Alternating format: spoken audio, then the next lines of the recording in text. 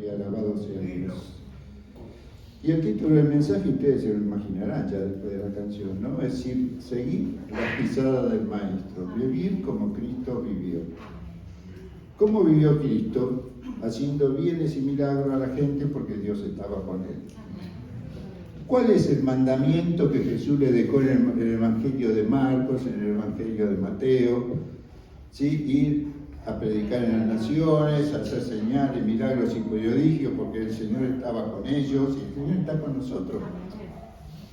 Y hacer discípulos. ¿Qué significa ser discípulo? Hacer seguidores. Enseñar y enseñar y enseñar. ¿Querés predicar, hermano? Para la gloria de Dios, toda boca debe confesar que Jesucristo es el Señor. Ahora, me gusta el Evangelio de Marcos, segundo que aparece en el Nuevo Testamento, primero que se dio a conocer públicamente. ¿Lo sabían? En el orden, los que estudian teología lo saben, los demás no tiene nada que ver el orden en el que aparece en la Biblia, sino el orden en el que se dio a conocer. Y maravilloso como empieza. No habla de quién es Jesús, de dónde viene. Empieza Evangelio de Jesucristo, el Hijo de Dios, punto. Ese es el primer versículo del capítulo 1. Directamente. No habla de, como Mateo, que toda la genealogía hasta Abraham, como Lucas hasta Adán. El Hijo de Dios. Para que tomen conciencia de quién es el que se manifestó entre nosotros, el Dios encarnado. Y ya en el primer capítulo, él, luego de el bautismo, la tentación en el desierto, habla de que empezó a predicar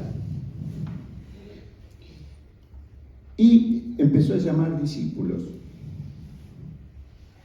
Los primeros 4 que llamó fueron los hermanos Pedro y Andrés, y después los hijos de Zebedeo, Jacobo y Juan. Y a partir de ahí empezó a trabajar y ellos lo siguieron. Ellos no fueron a Jesús. Jesús fue a ellos y los llamó. Y ellos dejaron todo y le siguieron. 3 años de ministerio hasta que llegamos aquí. Ya a días de poder entrar en la ciudad de Jerusalén para la última Pascua que iba a participar el Señor entre nosotros. Y días de poder entrar a la ciudad en lo que sería la entrada triunfal. Luego en la semana ustedes saben lo que pasó. Y en todo ese trayecto que venía de Galilea subiendo a Jerusalén, el Señor iba al frente marcando el camino y los discípulos le seguían. Pero Él se había separado a 12 para una enseñanza especial. Y de esos 12 había separado 3. Pedro, Juan. El otro, Jacobo. Gracias, hermano, por la ayuda. Y ellos los llevó, dice el Evangelio de Marcos, en Capernaum había un principal de la sinagoga que la hija se estaba por morir. Después se murió en el camino mientras Jesús iba a la casa. Y Jesús no tenía problema con esa muerte. Él sabía que Dios se iba a manifestar. ¿Qué hizo? Separó a 3, Pedro, Jacobo y Juan, y los llevó a la casa de Jairo, que era el principal de la sinagoga. Y ahí era la famosa palabra que muchos le escucharon: Talita cumi, a ti te digo, hija, niña, levántate. Y la niña se levantó. Un milagro. Ellos lo entendieron, lo vieron. ¿Cómo se debe haber quedado? ¿Cómo te quedarías tú si ves un milagro, ves el muerto, vas a la cochería y de repente viene un cristiano y dice, levántate, y se levanta, salí corriendo. Bueno, esto fue un antecedente.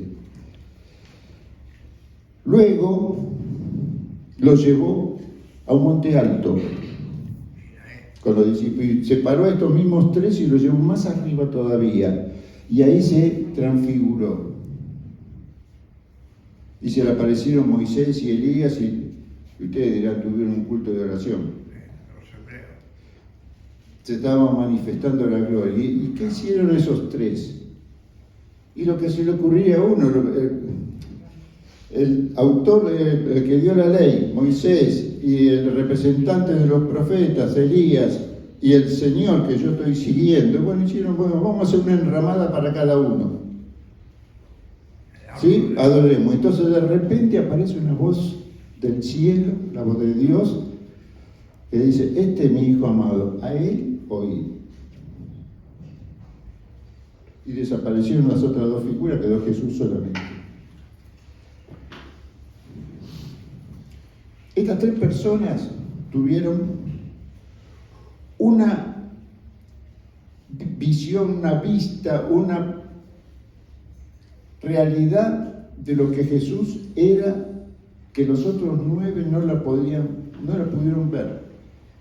Pero después se deben haber enterado, porque obvio que se hablaba, como habla toda la gente, cuando uno tiene una experiencia la comparte. Y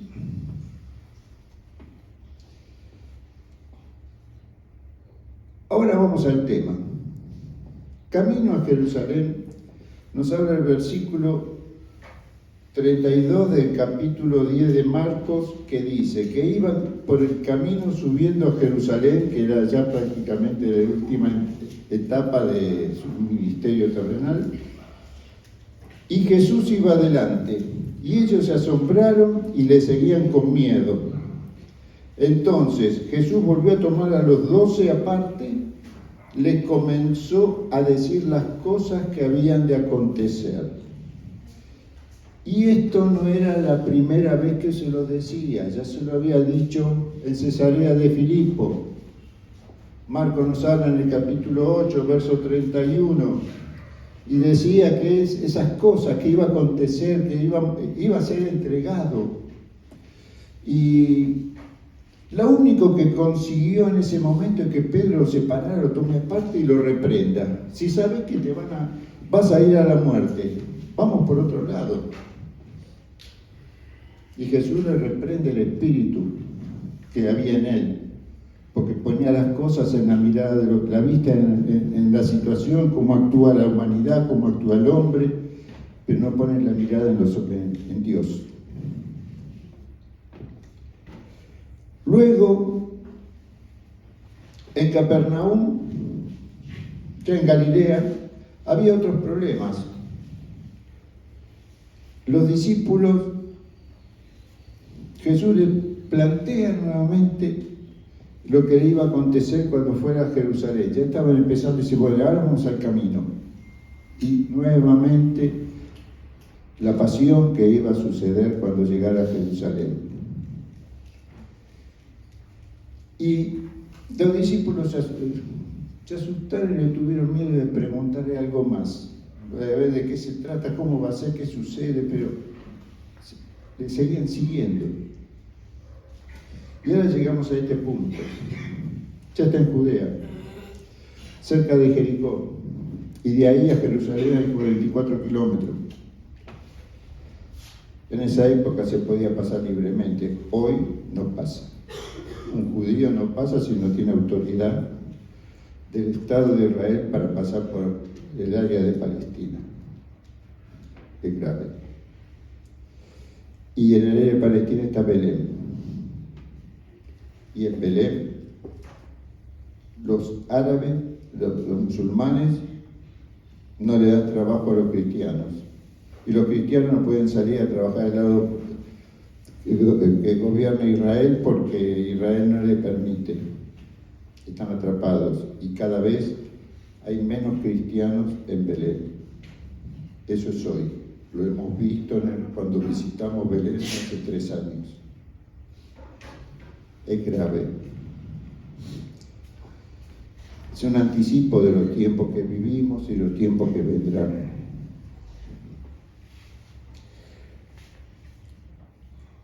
Entonces Jesús les dice: he aquí subimos a Jerusalén y el Hijo del Hombre será entregado a los principales sacerdotes y a los escribas y le condenarán a muerte. Y le entregarán a los gentiles y le escarnecerán y le azotarán y escupirán en él y le matarán, mas al tercer día resucitará. El Evangelio de Mateo, el pasaje paralelo de dice que iba a ser crucificado, es decir, la forma de muerte. Para el judío, morir en la cruz era una ignominia, era lo más grave que podía suceder.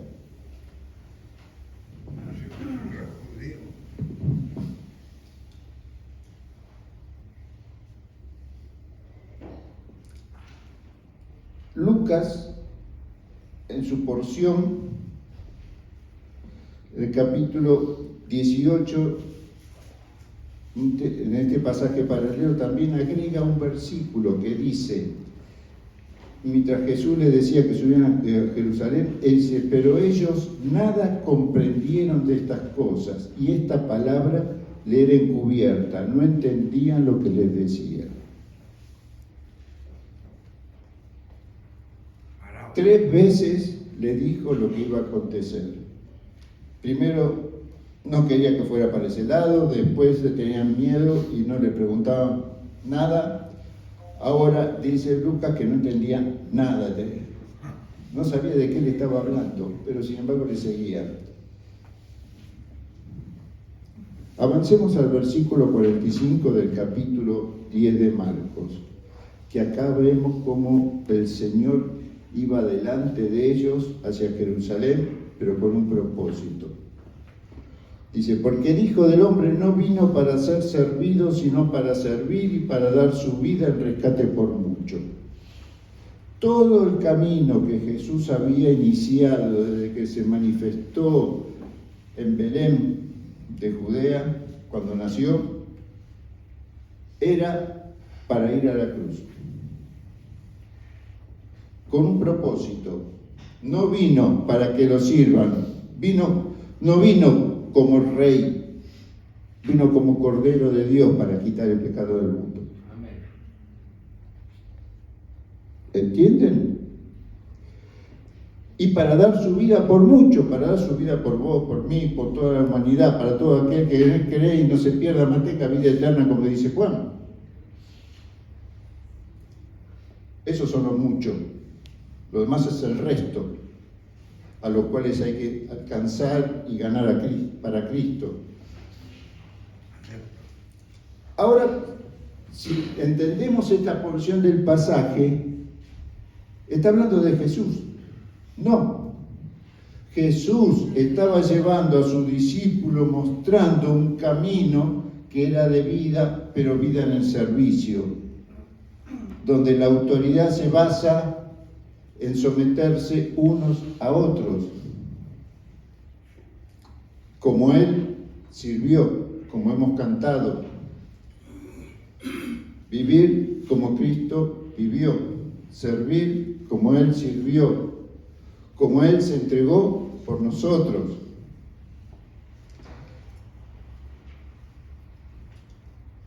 Entre medio, estos que no entendieron nada, nosotros a veces que no entendemos nada, estaban discutiendo porque sí entendieron que Jesús iba camino a la muerte. Sí entendieron que al tercer día iba a resucitar. Entonces, si esto va a ser posible, bien. Entonces, primero, ¿quién se queda a cargo de la obra que inició Jesús? ¿Quién es el mayor? Empezaron a discutir entre ellos. ¡Ah, qué terrible que es esto! ¡Ay, Dios!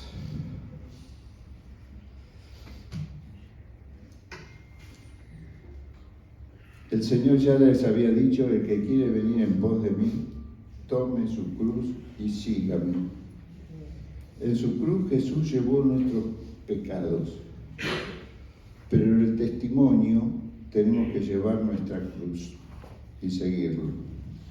Y ese testimonio no es fácil, porque esa cruz es pesada, es madera dura, no es madera balsa. La vida no es fácil, la vida es pesada. Los que le dije que estaban en Belén y están hoy en Belén, están luchando con la fe, la palabra y el testimonio, y no entregan su vida hasta la muerte. Y esa es la cruz que ellos llevan.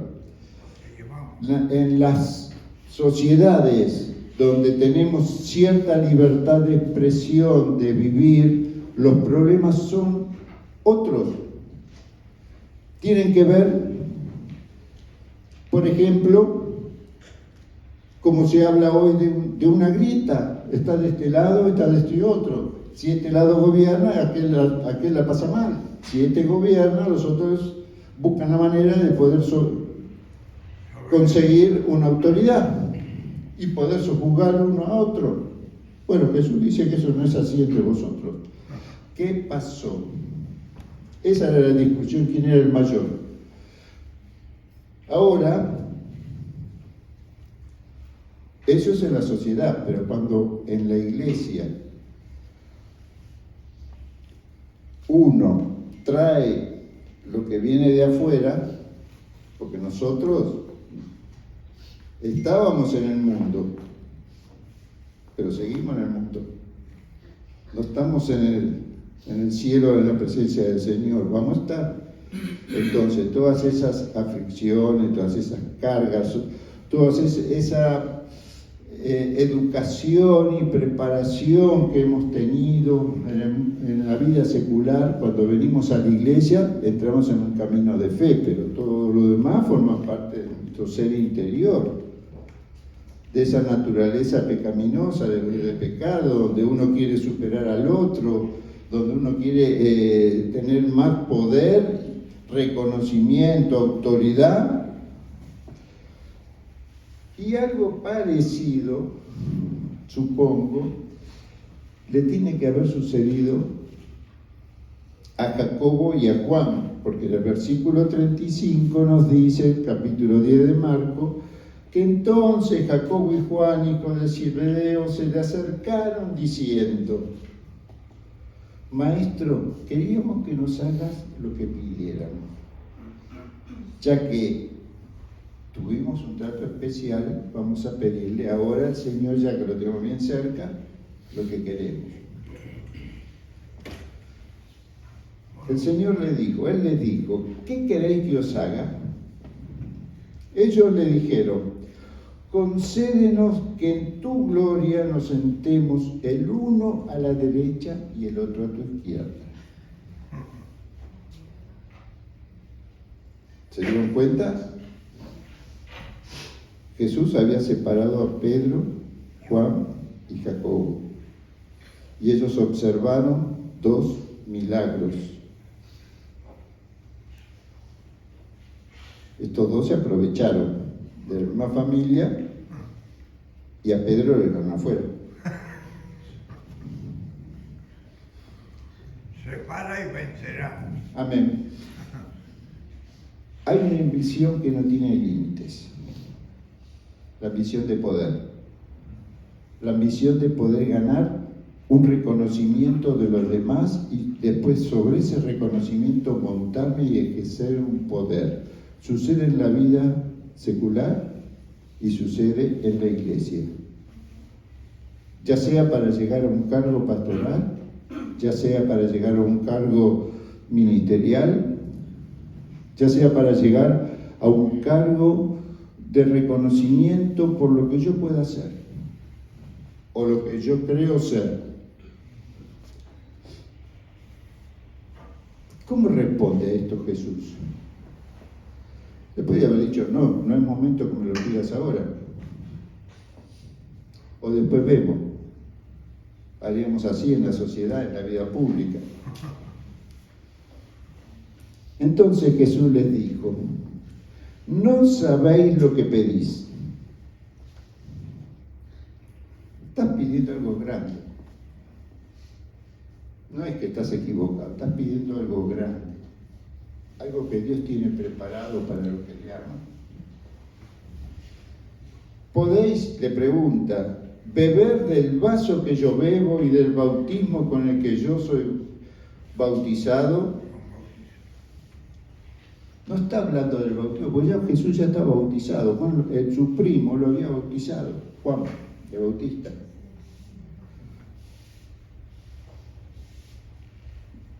Está hablando de la pasión que él iba a enfrentar cuando entraba en Jerusalén en los últimos días, cuando lo atrapaban, cuando iba a ser entregado a los principales sacerdotes, le escupieron en la cara, lo azotaron luego, se lo entregaron a los romanos se lo devolvieron, después le dijeron, bueno, vamos, ¿qué hacemos? Y Pilato se lavó las manos, y dijo, ¿ustedes qué quieren hacer?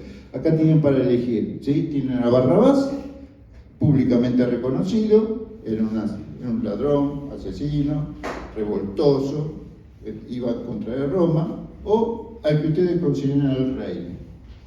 Entonces, incitado por la fuerza religiosa de la época, pidieron que suelten a Barrabás. Entonces, pues, dice, ¿qué hacemos con Jesús? Crucifíquenlo. Se cumplió la profecía de Isaías 53. ¿La leemos? Creo que es importante en este momento para comprender la grandeza de lo que Jesús estaba haciendo y lo que nos quería legar. ¿Quién ha creído en nuestro anuncio? ¿Y sobre quién se ha manifestado el brazo de Jehová? Subirá cual renuevo delante de él y como raíz de tierra seca. No hay parecer en él ni hermosura. Le veremos, mas inatractivo para que le deseemos. Despreciado y desechado entre los hombres, varón de dolores, experimentado en quebranto, y como escondimos de él su rostro, el rostro fue menospreciado y no lo estimamos. Ciertamente llevó él nuestras enfermedades y sufrió nuestros dolores. Y por nosotros le tuvimos por azotados, y fue herido de Dios y abatido. Mas él herido fue por nuestras rebeliones, molido por nuestros pecados, y el castigo de nuestra paz fue sobre él, y por sus llagas fuimos nosotros curados. Todos nos descarriamos como ovejas, cada cual se apartó por su camino, mas Jehová cargó en él el pecado de todos nosotros. Jesús vino a morir por nosotros. Jesús iba camino a la cruz. Y estos dos discípulos que habían recibido trato especial iban camino a una corona de gloria. Era lo que estaban pidiendo. Concédenos que en tu gloria uno esté a tu derecha y el otro a tu izquierda. Jesús los estaba preparando para continuar la obra. Ellos serían los pilares por los cuales se iba a formar la iglesia de Jesucristo en Pentecostés. Y sin embargo, ellos ya querían vivir esa gloria. El servicio al Señor, cuando el Señor nos llamó y nosotros le creímos, no es camino a una corona, a un lugar de privilegio, sino es camino a una cruz. Esa cruz que tiene que ver con tomarla y seguir los pasos de Jesús.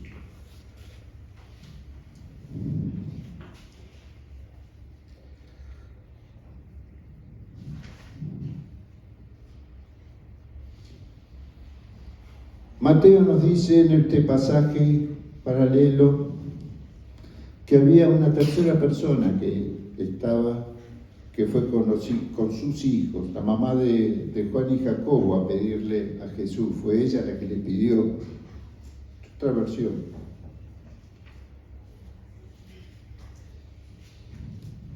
Eso tiene que ver con el uso de influencia.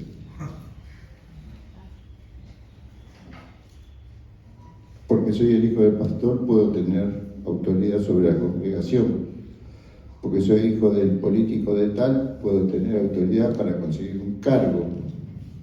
Por conocer a un juez, puedo tener una posibilidad de arreglar mi situación jurídica de un tema que me tiene preocupado.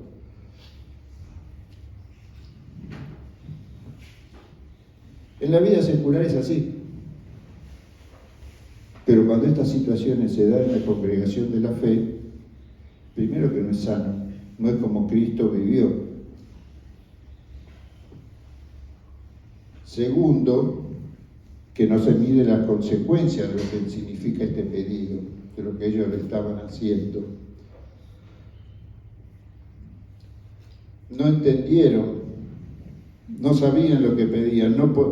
Le pregunta a Jesús si podía beber la copa que él iba a beber y ser bautizado por el bautismo que Jesús iba a tener en ese tiempo. Está hablando del sacrificio, del camino duro hacia la muerte y muerte de cruz. Y ellos no midieron la consecuencia. Directamente le dijeron, sí podemos. No sabían dónde se estaba metiendo. Muchos llegan a la iglesia por lo que dice, por lo que Jesús les ofrece, por lo que Dios les ofrece en Jesús. Y agregan esa esperanza de la vida eterna a su modo de vida. Y es al revés. Es la vida entregada en la mano del Señor para seguirlo a Él. Por eso Jesús les dice, a la verdad del vaso que yo bebo beberéis y con el bautismo que yo soy bautizado seréis bautizados. Mas, pero, el sentados a mi derecha y a mi izquierda no es mío darlo, sino para aquellos a quienes está preparado.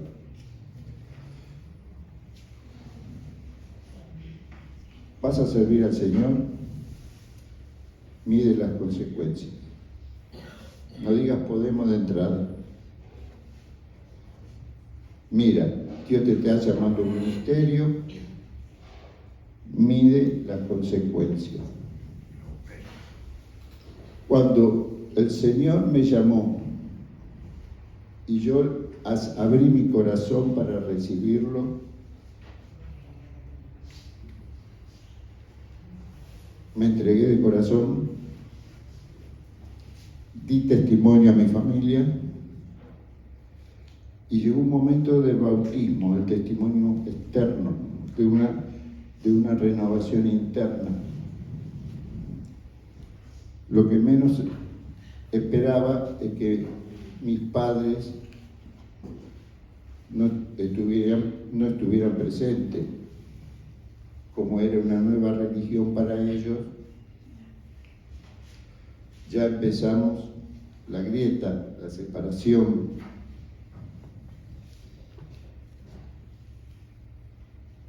Costó. Hoy están en la presencia del Señor los dos, pero el Señor los llevó. Costó. Porque aceptaron al Señor después de tanto tiempo, testimonio, esfuerzo personal. De manera que cuando tú oras por tu hijo, oras por tu esposa o tu esposo, oras por tus suegros, en el tiempo de Dios todo se cumple. Lo importante es que el siervo de Dios esté preparado enteramente para toda buena obra, y la mejor obra que uno puede dar en la presencia del Señor es su propia vida como testimonio hacia los demás, sirviéndolo como el Señor nos sirvió en la cruz. Pero tuvo que llegar ahí por la incomprensión, tuvo que llegar ahí por las amenazas, tuvo que llegar ahí por la traición. Porque de estos 12 que estaban acá, uno lo entregó. Usted dirá, este le salió fallado. No, ya estaba en los planes de Dios, pero el Señor le estaba dando la oportunidad. El Señor no hizo acepción de personas. Otro lo negó 3 veces. Y sin embargo el Señor lo fue formando para ser la piedra fundamental de la apertura de la iglesia, a los judíos, a los gentiles. Mire cómo obra Dios cuando usted le da cabida a su vida. No importa los errores que se manden, sino puestos en la mano de Dios, el autor y el consumador de la fe, el Señor hace maravillas, renueva la vida. Ahora, este pedido que hicieron ellos, que no sabían, no midieron las consecuencias para ellos, tampoco la midieron para el grupo de pertenencia, los otros 10, los otros 9 que estaban ahí. Porque dice el versículo 41 que cuando los oyeron los 10 comenzaron a enojarse contra Jacobo y contra Juan. Obvio, Pedro estaba de ese lado, decía, pero a mí me dejan de lado. Y todo lo demás, y nosotros que te seguimos, ¿qué vamos a conseguir? No sé. ¿Cuál es el escenario, el drama que se vivió en ese momento? No lo sé. Lo que dice la palabra de Dios es que Jesús, el versículo 42, llamándolo, les dijo, y acá le da la mejor visión para la enseñanza del camino cristiano, para servicio. Esta es la mejor. La regla de oro es el amor, pero la regla de conducta es la que vamos a escuchar ahora.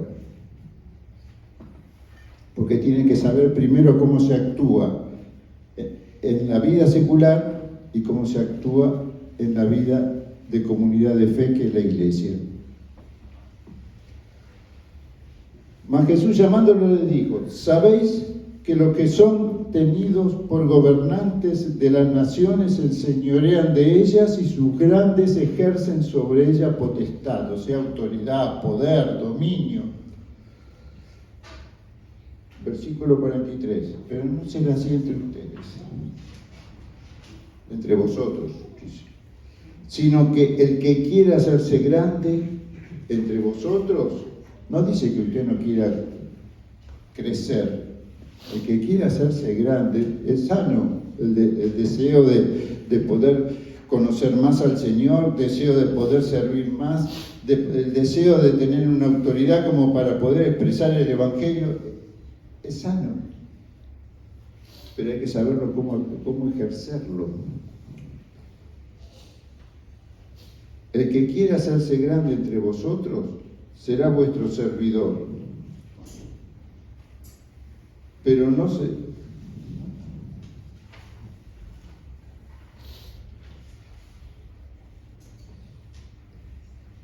Y cualquiera que quiera hacerse grande entre vosotros será vuestro servidor. O sea que la grandeza no es para que los demás me sirvan, sino para que yo pueda servir a los demás. Tener ese poder que da el Señor a través del Espíritu Santo. Ahora entienden por qué cuando se nombraron los primeros diáconos, que nos habla el libro de Hechos, el primer requisito, varones de buen nombre, llenos del Espíritu Santo, no era para la foto, no era para poder tener autoridad, era para servir a las viudas de los griegos que estaban desatendidas dentro de la congregación.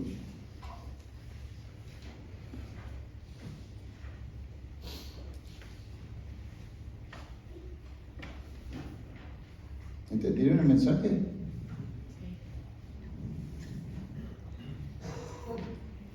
El que quiere hacerse grande, ¿entendió el mensaje? ¿Es capaz de volver a cantar de nuevo esa canción, Vivir como Cristo vivió? ¿O lo quiere pensar? Porque si queremos vivir como Cristo vivió, vamos a tener que mudarnos de iglesia, porque esto se va a llenar, porque va a trascender. Va a ser como en Antioquía, que a los seguidores de Jesús los llamaron cristianos, así nos van a llamar nosotros. Ya se van a olvidar que somos bautistas, pentecostales, metodistas, no importa la denominación. Pequeños Cristo, imagen de Cristo.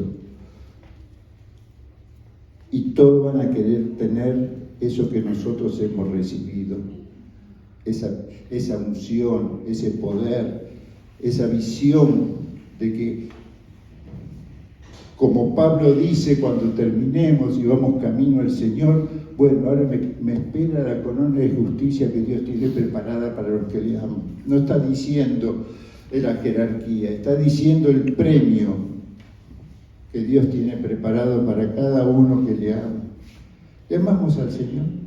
Si la respuesta es sí, bueno, estamos seguros que vamos a estar en su presencia y vamos a ser coronados de gloria, porque estaremos delante de Él, estaremos en la mesa del Cordero. No sabemos si vamos a estar a la derecha o a la izquierda, pero por más que estemos a la derecha o a la izquierda, fíjese la cantidad de almas que lo estarán adorando en el trono celestial. ¡Qué maravilla que es esto! No lo podemos medir. Por eso Juan y Jacobo no sabían lo que pedían, pero el Señor sí sabía lo que quería de ellos.